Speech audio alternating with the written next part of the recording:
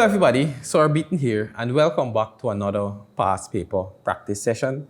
In this video, we'll be looking at some relations and functions questions, some multiple choice type questions. So let's head straight into the first question. So this one says, which of the following line graphs represents, so we have here x is greater than -2, x is also less than or equal to 4. So we see here, this less than sign, the circle over the -2 will not be shaded. All right, so we see this here ticks off and this here ticks off. And we see for this +4, that part has to be shaded because of this equal to sign at the bottom here. Less than or equal to. So we see this ticks off. So we see the answer here is simply D. All right, the -2 cannot be shaded and the 4 has to be shaded because of the equal to. So the next question says, if h of x is equal to 3x minus 2 all divided by 5, then h of -6 is equal to, so we see h of -6 would be equal to, so we see 3 multiplied by, in this case we're substituting 6 for x, so 3 multiplied by -6 minus 2 all divided by 5. So this would be 3 multiplied by -6 would be a -18 minus 2 all divided by 5.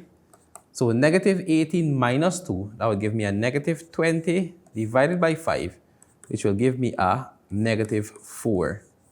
So the answer here is a -4. So we need to know to add and subtract our positive and negative numbers. So the answer here is A. So the next one says, the arrow diagram above best describes the relation. So we see 2 is mapped onto 8, 2 is mapped onto 10 as well. We see 3 is mapped onto 9, and we see 4 is mapped onto 8. So let's see. Y is less than x. Y is less than x. So we see all these numbers here, they're definitely not less than the things that are mapped onto them. So that is not true. Let's see. Y is a factor of x. Y is a factor of x. So we see, is 8 a factor of 4? No. So that is definitely not true as well. So we see x is a multiple of y. X is a multiple of y. So let's list the multiples of 8. The multiples of 8 would be 8, 16, and so on. So we see these numbers are definitely not those. So that is out as well. The last one, x is a factor of y. So let's see. X is a factor of y, so we have 10 here. Is 2 a factor of 10? Yes. Is 2 a factor of 8? Yes. 9, is 3 a factor of 9? Yes. 8, is 4 a factor of 8? Yes. So the answer here is D. So the next one says, which of the following diagrams best illustrates a function? So we have A, B, C, D. So you want to know which one of these here best illustrates a function. For a function, 1 from the domain must be mapped onto only 1 in the codomain.